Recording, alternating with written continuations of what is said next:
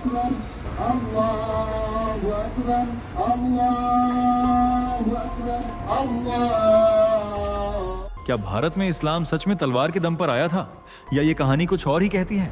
और अगर मैं आपसे कहूं कि इस्लाम भारत में 3 ऐसे दरवाजों से दाखिल हुआ जिनमें से एक के बारे में आज भी ज्यादातर लोग पूरी तरह अनजान हैं, तो क्या आप उस सच को जानने के लिए तैयार हैं? सोचिए, एक शांत समुद्री तट जहां दूर से आए कुछ व्यापारी बिना किसी युद्ध के लोगों के दिल जीत रहे हैं। फिर अचानक कहानी पलटती है, घोड़ों की टापें, तलवारों की चमक और सत्ता की लड़ाई। और फिर तीसरा मोड़, जहां न तलवार है न ताकत, बस इंसानियत, बराबरी और एक ऐसा संदेश जो सीधे दिल में उतर जाए। यही वो 3 रास्ते हैं जिन्होंने भारत के इतिहास को चुपचाप बदल दिया। लेकिन सबसे बड़ा सवाल ये है, आखिर सच कौन सा है? क्या हमें जो बताया गया वही पूरी कहानी है, या फिर हम सिर्फ आधा सच जानते हैं? अगर आप ये समझना चाहते हैं कि कैसे एक धर्म ने बिना एक ही रास्ते के अलग अलग तरीकों से भारत में अपनी जगह बनाई और क्यों आज भी उस कहानी के कई हिस्से छुपे हुए हैं, तो इस वीडियो को आखिर तक देखना, क्योंकि आगे जो आप जानने वाले हैं वो आपके अब तक के सोचने के तरीके को बदल सकता है। और यकीन मानिए, आखिरी दरवाजा खुलने के बाद आपके मन में और भी बड़े सवाल उठने वाले हैं। चलिए दोस्तों, फटाफट कमेंट करके बताओ कि आप इस वीडियो को भारत के किस शहर या गांव से देख रहे हो। हमें भी जानना है कि हमारी आवाज़ इस देश के किन किन कोनों तक पहुंच रही है। कश्मीर से कन्याकुमारी तक, अंडमान से अरुणाचल तक, हर आवाज़ एक ऊर्जा है और हम सब मिलकर बना रहे हैं सनातन की लहर। और अगर आपने चैनल को अब तक सब्सक्राइब नहीं किया है तो भाई, ये तो सीधा अन्याय है। इतना दमदार और जन जागरण वाला कंटेंट हम हर रोज आपके लिए लेकर आते हैं। सब्सक्राइब करो अभी, ताकि अगली बार सनातन की हर गर्जना आप तक सबसे पहले पहुंचे। और हाँ, वीडियो को लाइक करना मत भूलना। ये सिर्फ एक बटन नहीं है, ये दुनिया को दिखाने का तरीका है कि सनातन अभी जीवित है और जाग रहा है। तो चलिए, बिना वक्त गंवाए बढ़ते हैं वीडियो में आगे। भारत में इस्लाम की नींव कैसे पड़ी? वो कौन से 3 दरवाजे हैं जिनके जरिए इस्लाम भारत आया था? क्या केरल ही वो पहली जगह थी जहां इस्लाम सबसे पहले पहुंचा था? वो कौन से 3 कारण हैं जिनकी वजह से इस्लाम सबसे तेजी से बढ़ने वाला धर्म बन गया है? अगर आप भी इन सवालों के जवाब जानना चाहते हैं तो वीडियो के अंत तक बने रहें। दोस्तों, इस्लाम एक ऐसा धर्म है जो भले ही 1400 साल पहले दुनिया में आया हो, लेकिन आज इसके अनुयायी आपको हर जगह देखने को मिल जाएंगे। इस्लाम दुनिया का दूसरा सबसे बड़ा धर्म बन चुका है, जिसे मानने वाले लोगों की संख्या 2 अरब है। पूरी दुनिया की आबादी में लगभग 26% लोग इस्लाम को मानते हैं। इसका मतलब है कि दुनिया का हर चौथा व्यक्ति मुसलमान है और यह संख्या दिन ब दिन बढ़ती ही जा रही है। दोस्तों, इस्लाम को सबसे तेजी से फैलने वाला धर्म भी माना जाता है, जिसके पीछे 3 वजहें हैं। दरअसल मुसलमानों की औसत उम्र दुनिया के बाकी धर्मों के मुकाबले काफी कम है। साल 2020 में दुनिया भर के मुसलमानों की औसत उम्र 24 साल थी, जबकि गैर मुसलमानों की उम्र 33 साल थी। इसका मतलब है कि मुस्लिम आबादी में युवाओं की संख्या ज्यादा है, जो आने वाले समय में परिवार बढ़ाएंगे, जिससे यह धर्म स्वाभाविक रूप से तेजी से बढ़ेगा।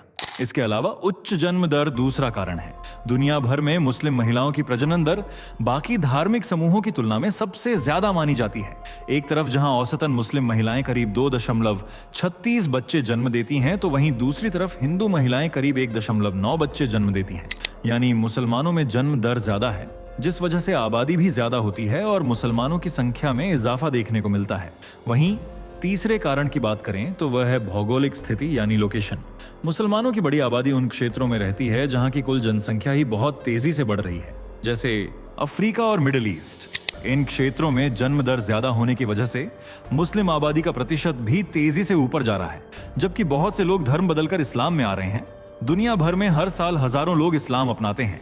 आपको जानकर हैरानी होगी कि अमेरिका में हर साल लगभग 25,000 लोग इस्लाम अपनाते हैं। वहीं ब्रिटेन और फ्रांस जैसे देशों में पिछले 1 दशक में लगभग 1 लाख लोगों ने इस्लाम धर्म अपनाया है, जो एक ईश्वर की पूजा को सही मानते हैं। जी हाँ, इस्लाम में सिर्फ एक खुदा की इबादत पर जोर दिया जाता है, इसलिए कई लोगों को यह विचार ईसाई धर्म के ट्रिनिटी के मुकाबले ज्यादा सीधा और तार्किक लगता है। अपने भारत के केरल में भी साल 2020 में लगभग 144 लोगों ने इस्लाम अपनाया था। आज भारत में मुसलमानों की आबादी लगभग 21.4 से 22.5 करोड़ तक पहुंच चुकी है। यहाँ की कुल आबादी में मुसलमानों की हिस्सेदारी लगभग 14.2% से 15% के बीच है और यह मुस्लिम पॉपुलेशन के मामले में दुनिया का तीसरा सबसे बड़ा देश बन चुका है। लेकिन क्या आपने कभी सोचा है कि भारत में इस्लाम आया कैसे? क्या सच में मुस्लिम आक्रमणकारियों की वजह से यहाँ इस्लाम की नींव पड़ी थी, या फिर उससे पहले ही भारत में इस्लाम आ चुका था? ये जानने से पहले वीडियो को लाइक शेयर करके हमारे चैनल को सब्सक्राइब कर लीजिए। दोस्तों जब भी हमारे देश में इस्लाम के इतिहास की बात होती है तो ज्यादातर लोग उसे मुस्लिम आक्रमणकारियों से जोड़कर देखने लगते हैं। उन्हें लगता है कि मुसलमानों ने तलवार के दम पर भारत में इस्लाम को फैलाया था, लेकिन सच्चाई थोड़ी सी अलग है। भारत में इस्लाम का आना एक लंबी और दिलचस्प कहानी है। ये किसी एक रास्ते या एक ही समय में नहीं आया, बल्कि इसके 3 मुख्य दरवाजे यानी रास्ते माने जाते हैं, जिनमें पहला दरवाजा था व्यापार। इस्लाम के आने से सदियों पहले से अरबों और भारत, खासकर केरल के मालाबार तट के बीच गहरे व्यापारिक रिश्ते थे। अरब व्यापारी यहाँ से काली मिर्च, दालचीनी और अदरक जैसे मसाले ले जाते थे और उन्हें अपने देश में बेच देते थे। जब भी वे भारत सामान लेने आते तो यहाँ महीनों रुकते थे, स्थानीय लोगों से बात करते थे, साथ ही यहाँ की भाषा और संस्कृति का सम्मान करते थे। जब अरब में पैगंबर मोहम्मद साहब ने इस्लाम को फैलाना शुरू किया तो वहाँ के व्यापारी मुसलमान होने लगे, और जब वे भारत आए तो उनके व्यवहार में ईमानदारी और सादगी देखकर भारतीय बहुत प्रभावित हुए। यहाँ तक कि केरल के तत्कालीन राजा चेरामन पेरुमल ने भी इस्लाम को कबूल कर लिया था, जिसके पीछे एक मशहूर ऐतिहासिक कथा छुपी हुई है। दरअसल मक्का के लोगों द्वारा प्रमाण मांगे जाने पर पैगंबर मोहम्मद ने अल्लाह के हुक्म से अपनी उंगली के इशारे से चांद के 2 टुकड़े कर दिए थे।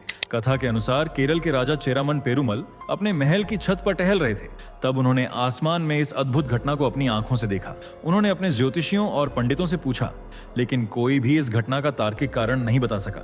कुछ समय बाद अरब के मुस्लिम व्यापारियों का एक समूह श्रीलंका जा रहा था। वे रास्ते में केरल के मालाबार तट पर रुके। तब राजा ने उनसे बातचीत की और व्यापारियों ने बताया कि अरब में एक पैगंबर आए हैं जिन्होंने यह चमत्कार दिखाया था। राजा को अपनी देखी हुई घटना का जवाब मिल गया। उन्होंने अपना राजपाट अपने बेटों और रिश्तेदारों में बांट दिया और अरब जाने का फैसला किया। ऐसा कहा जाता है कि राजा चेरामन पेरुमल अरब के शहर जफार, जिसे अब ओमान कहा जाता है, वहां पहुंचे थे और उनकी मुलाकात पैगंबर मोहम्मद से हुई थी, जिनके संदेशों से प्रभावित होकर राजा ने इस्लाम कबूल कर लिया और अपना नाम बदलकर ताजुद्दीन रख लिया। कुछ समय अरब में बिताने के बाद उन्होंने वापस भारत आकर इस्लाम का प्रचार करने का सोचा, लेकिन रास्ते में वे बीमार पड़ गए। अपनी मृत्यु से पहले राजा ने एक अरब प्रचारक मालिक बिन दीनार को एक वसीयतनामा और पत्र दिया और कहा कि केरल में मस्जिदें बनाई जाएं। कुछ दिन बाद राजा चेरामन पेरुमल का निधन हो गया, लेकिन उनकी कब्र यानी मजार आज भी ओमान के सलालाह शहर में मौजूद है, जिसे लोग देखने जाते हैं। यह घटना साबित करती है कि इस्लाम केरल में तलवार से नहीं बल्कि व्यापार और आध्यात्मिक खोज के जरिए पहुंचा था। राजा चेरामन की आखिरी ख्वाहिश को पूरा करने के लिए मालिक बिन दीनार ने 629 ईस्वी में त्रिशूर जिले के कोडुंगल्लूर में द चेरामन जुमा मस्जिद का निर्माण करवाया, जो भारत की पहली मस्जिद बनी। ये वह समय था जब पैगंबर मोहम्मद जिंदा थे, इसलिए इसे दुनिया की सबसे पुरानी मस्जिदों में से एक माना जाता है। केरल के बाद लक्षद्वीप में भी इस्लाम की नींव पड़ी। मान्यता है कि 7वीं शताब्दी लगभग 661 से 663 ईस्वी में हजरत उबैदुल्लाह को मदीना में नमाज पढ़ते समय एक सपना आया। सपने में पैगंबर मोहम्मद ने उन्हें सुदूर पूर्व के देशों में जाकर इस्लाम का प्रचार करने का आदेश दिया। वे जेद्दा से एक जहाज पर सवार हुए, लेकिन रास्ते में एक भयानक समुद्री तूफान की वजह से उनका जहाज डूब गया। हजरत उबैदुल्लाह लकड़ी के एक टुकड़े के सहारे तैरते हुए लक्षद्वीप के अमीनी द्वीप के तट पर पहुंच गए, जहां उन्होंने इस्लाम का प्रचार शुरू किया। शुरुआत में उन्हें स्थानीय लोगों और वहां के मुखिया के कड़े विरोध का सामना करना पड़ा। कहा जाता है कि वहां के एक प्रतिष्ठित परिवार की एक महिला ने सबसे पहले इस्लाम कबूल किया था और उनसे शादी कर ली थी, जिनका नाम हमीदत बीवी रखा गया। पर विरोध कम नहीं हुआ, जिस वजह से हजरत उबैदुल्लाह अमीनी छोड़कर एंड्रोड चले गए। वहां उन्हें बड़ी सफलता मिली और ज्यादातर आबादी ने इस्लाम अपना लिया। इसके बाद वे कवारत्ती, अगत्ती और कल्पेनी जैसे बाकी द्वीपों पर गए और वहां भी इस्लाम का पैगाम पहुंचाया। हजरत उबैदुल्लाह ने अपना पूरा जीवन इन्हीं द्वीपों पर इस्लाम की शिक्षा देने में बिता दिया और उनकी मृत्यु एंड्रोड द्वीप पर हुई, जहां उनकी मजार आज भी मौजूद है और इसे बहुत पवित्र माना जाता है। हालांकि इसके अलावा भी और कहानियां ना बताई जाती हैं, और ऐसा कहा जाता है कि इस्लाम सबसे पहले गुजरात में आया था, जहां से 2 लोग इमाम अल मुस्तनसीर बिल्लाह के दरबार में गए थे और उनकी इस्लाम की शिक्षाओं से प्रभावित होकर उन्होंने इस्लाम कबूल कर लिया था। फिर गुजरात वापस आकर वे इसका प्रचार करने लगे। तो दोस्तों, ये इस्लाम के भारत में आने का पहला दरवाजा था। जबकि दूसरे दरवाजे की बात करें तो उसमें जबरन धर्म परिवर्तन और युद्ध था, जो शुरू हुआ 8वीं सदी की शुरुआत से, जब पैगंबर मोहम्मद की मौत को 1 सदी बीत गई थी और अब इस्लाम को फैलाने का जिम्मा उनके फॉलोअर्स पर था, जिनमें से एक था मोहम्मद बिन कासिम। कासिम ने 712 ईस्वी में बलूचिस्तान को पार करके भारत के सिंध क्षेत्र में हमला किया। उस वक्त यहाँ दाहिर नाम के एक हिंदू राजा का राज था, जिनका राज्य ज्यादा मजबूत नहीं था, इसलिए वह कासिम के हमले को झेल नहीं पाया और सिंध पर उसका कब्जा हो गया। इसके बाद कासिम ने मुल्तान पर हमला करके उसे भी अपने अधीन कर लिया। साथ ही उसने कई हिंदू राजाओं को पत्र भी लिखे कि या तो वे इस्लाम को कबूल करें या फिर खुद को उसके हवाले कर दें। पर 715 ईस्वी में ही कासिम की 19 साल की उम्र में अचानक मृत्यु हो गई और उसका शासन समाप्त हो गया। लेकिन फिर 1001 ईस्वी में महमूद गजनवी ने भारत पर हमला किया। उसके हमलों का सबसे बड़ा मकसद भारत के मंदिरों में जमा अपार सोना और संपत्ति को हासिल करना था। इस पैसे का इस्तेमाल उसने अपनी राजधानी गजनी को एक आलीशान और ताकतवर शहर बनाने के लिए किया और खुद को बुत शिकन यानी मूर्तियों को तोड़ने वाला बताया, जिसके तहत उसने उन मंदिरों को निशाना बनाया जो अपनी अपार संपत्ति के लिए प्रसिद्ध थे, जैसे सोमनाथ मंदिर। यह उसका सबसे बड़ा हमला था। सोमनाथ मंदिर उस समय भारत के सबसे अमीर मंदिरों में से एक था। गजनवी ने न केवल मंदिर को लूटा और तोड़ा, बल्कि उसके शिवलिंग को भी खंडित कर दिया था। इसके अलावा उसने मथुरा के केशव देव मंदिर और कई शानदार मंदिरों को लूटा और जला दिया। मथुरा के बाद उसने कन्नौज पर हमला किया, जो उस समय सत्ता का बड़ा केंद्र था। यहाँ भी उसने बड़ी संख्या में मंदिरों को नष्ट किया और वहां की धन दौलत कब्जे में ले ली। उसके हमलों ने भारत में इस्लाम के दरवाजे खोल दिए और फिर मोहम्मद गौरी ने भारत पर आक्रमण किया।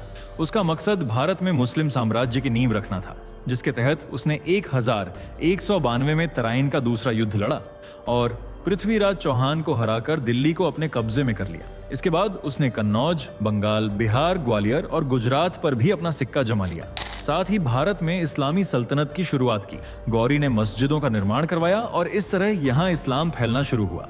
अब ये 2 दरवाजे तो वे हैं जिनके बारे में लोगों को बखूबी पता है, लेकिन एक तीसरा दरवाजा भी है जिसके बारे में बहुत ही कम लोगों को जानकारी है, जबकि इस दरवाजे ने भारत में इस्लाम को फैलाने में काफी मदद की थी। दरअसल हम बात कर रहे हैं सूफीवाद की। सूफी संत 11वीं और 12वीं शताब्दी के दौरान मध्य एशिया, ईरान, इराक और अफगानिस्तान से भारत आने लगे थे। वे किसी सेना के साथ नहीं, बल्कि एक फकीर या दरवेश की तरह आए थे। 12वीं सदी के अंत में ख्वाजा मोइनुद्दीन चिश्ती भारत आए और अजमेर को अपना ठिकाना बनाया। यहीं से सूफीवाद पूरे भारत में प्रसिद्ध हुआ। सूफियों ने इस्लाम फैलाने के लिए कोई दबाव नहीं डाला, बल्कि उनका मुख्य संदेश था, ईश्वर से प्रेम करना है तो उसकी बनाई हुई मानवता से प्रेम करो। उन्होंने ऊंच नीच और जात पात को पूरी तरह नकार दिया। उस समय भारतीय समाज में जातिवाद बहुत गहरा था। सूफियों के लंगर में एक ब्राह्मण और एक दलित एक ही सफ़ यानी लाइन में बैठकर खाना खाते थे। ये समानता देखकर लोग उनकी ओर खींचे चले आए। सूफी संत बहुत सादा जीवन जीते थे। लोग उन्हें अल्लाह का दोस्त मानते थे और उनके पास अपनी बीमारियां और परेशानियां वो लेकर जाते थे। उनकी दुआओं और सादगी ने लोगों के मन में इस्लाम के प्रति सम्मान पैदा कर दिया। इसके अलावा सूफियों ने अरबी या फारसी के बजाय स्थानीय भाषाओं जैसे हिंदी, उर्दू, पंजाबी में अपनी बात कही। उन्होंने कव्वाली और संगीत का सहारा लिया, जो भारतीय लोगों को बहुत पसंद आया। सूफी संतों की वजह से ही इस्लाम भारत के गांव-गांव तक पहुंचा। बड़ी संख्या में दलित और पिछड़े वर्ग के लोगों ने इस्लाम अपनाया, क्योंकि उन्हें वहां मान सम्मान और बराबरी मिली। आज भी भारत की दरगाहों पर जितने मुसलमान जाते हैं, लगभग उतने ही हिंदू और बाकी धर्मों के लोग भी मन्नत मांगने जाते हैं। तो दोस्तों, क्या आप भी कभी अजमेर गए हैं और क्या सूफी संतों पर विश्वास करते हैं? अपनी राय कमेंट में बताइए। वीडियो को लाइक, शेयर करके हमारे चैनल को सब्सक्राइब कर लें।